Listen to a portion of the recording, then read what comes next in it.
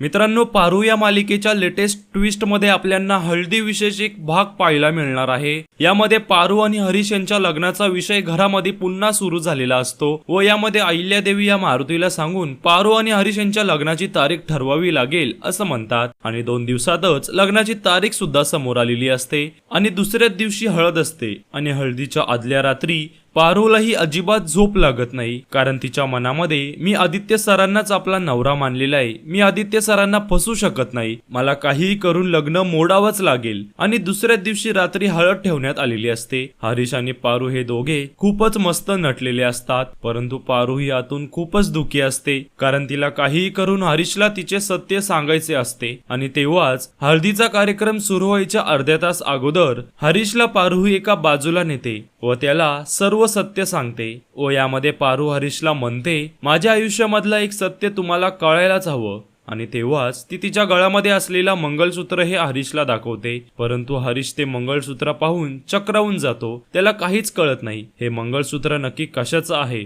आणि त्यानंतर पारू म्हणते, हरीश सर, जेव्हापासून त्या जाहिरातीमध्ये आदित्य सरांनी माझ्या गळ्यामध्ये मंगळसूत्र टाकला तेव्हापासून मी त्यांना 7 जन्माचा आपला नवरा मानलेला आहे, त्यांच्याशिवाय मी दुसरा कोणालाच आपला नवरा मानू शकत नाही। व हे ऐकताच हरीश कोणतीही प्रतिक्रिया देत नाही, त्याला खूप मोठा धक्का बसतो व आता हरीश यावर कोणता निर्णय घेणार हे आपण पुढच्या व्हिडिओमध्ये जाणून घेऊया। तर मित्रांनो, तुम्ही जर चॅनलवर नवीन असाल तर चॅनलला सबस्क्राईब करा, जेणेकरून पारू या मालिकेचे नवीन ट्विस्ट तुम्हाला सर्वात आधी पाहायला मिळतील। धन्यवाद।